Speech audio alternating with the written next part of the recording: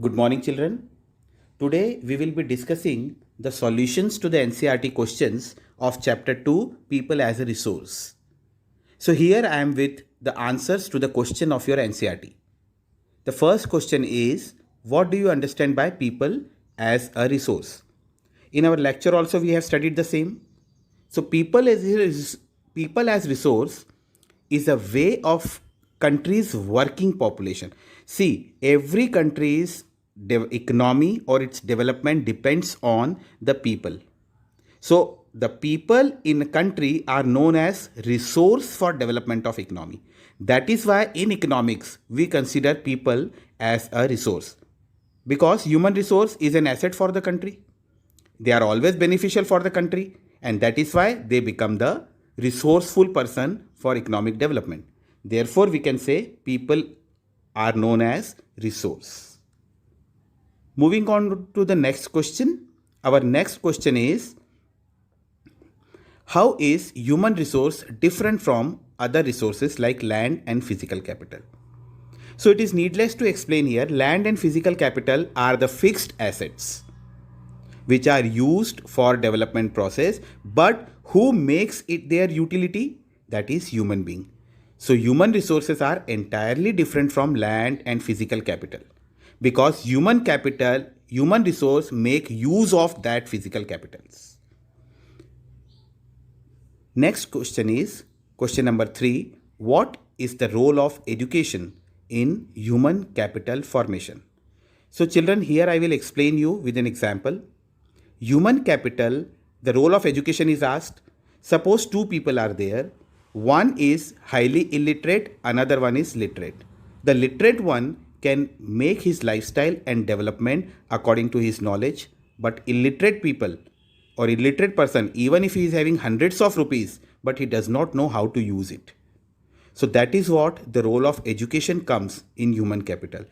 Education leads to growth of mind, thinking capacity, skill, knowledge, and all development which you are seeing around you are because of that type of people who are thinking daily the new innovations. And this innovation comes through education. So there is a high role of education in the human capital, because without education development is not possible. If development is not there, then high salaries, high income is not possible. Next question is, what is the role of health in human capital formation? This is our question number 4. So the health of a person helps him to realize his potential, capability, ability to fight with illness. A healthy person can work properly. So health is the indispensable basis for realizing one's well-being. When a person is healthy, when a person is fit, then our work will be more good. Our national policy also aim to improve the healthcare system, family welfare, nutritional values and all.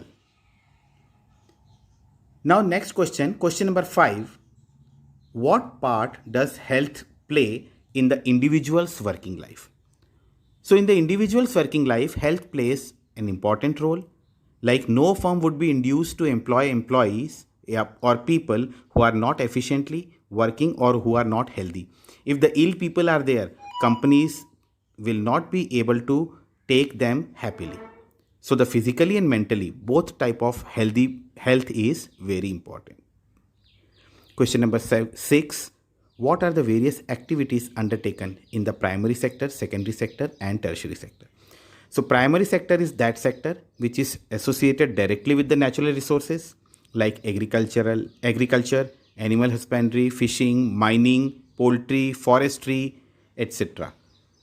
Secondary sector is industrial sector, which includes manufacturing, which includes making of finished good from raw materials.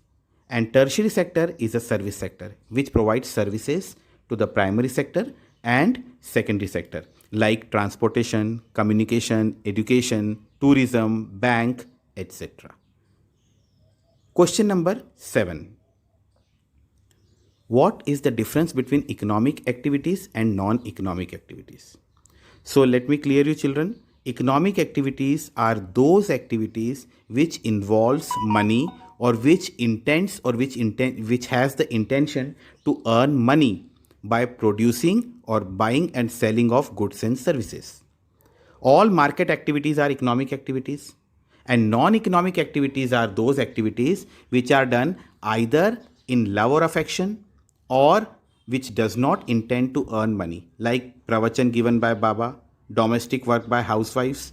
These are non-economic activities. Why are women employed in low paid work? In India, especially if we talk about, women are paid for their work when they enter to labor market. Their earning is lesser than male, it is found, because a majority of women have low education and low skill formation, especially in the rural India. That is why they are low paid work. Question number 9. How will you explain the term unemployment? So, unemployment is a situation in which a person or the eligible person or capable person who are willing to work but they are not engaged in any kind of work. Specially minded who are willing to work and who are capable, they only are known as unemployed. What is the difference between disguised unemployment and seasonal unemployment? This is our question number 10. So, disguised unemployment is that type of unemployment where more than the required number of people are working. For example, there is a need of 5 people and 7 are working. So, 2 are in the condition of underemployment. So, this is known as disguised unemployment. And seasonal unemployment means people are engaged with work for a very lesser period of time and rest of the time they are free. For example, agriculture. A crop harvesting, cultivation, it is being done in 3 to 4 months. Rest of the time the farmers are found free. Question 11. Why is educated unemployed a peculiar problem of India? See, educated unemployment has become a common phenomenon because in India population is much more than the employment opportunities. Many youth with matriculation, graduation, post-graduation and or other degrees, they are not able to find the jobs because of more population. So the educated population, they need jobs which are not there. So this is what a problem in India, that educated people are more than the required number of jobs available. Question number 12. In which field do you think India can build the maximum employment opportunity? See, in India, more than 70% of the people are engaged in primary sector or agricultural sector. So it is very clear that since agriculture is the backbone of India, India can build maximum employment opportunities in agricultural based industries. Question number 13. Can you imagine some village which initially had no job opportunities but later come up with many? Yes, of course, these type of villages are there because the people of that village, when they get education, when they get a proper hygienic and healthy atmosphere, so they can think of providing better opportunities to the village. So here, according to our chapter, there are Nanganeri, Kudagulam are some examples. Next question, question number 14. Which capital would you consider the best out of land, labor, physical capital or human capital? I consider human capital as best because development of labor, development of physical capital like machines, utility of machine, usefulness of machine, everything depends on human mind, human hand. Therefore, human capital is one of the best source of development of the economy. Thank you.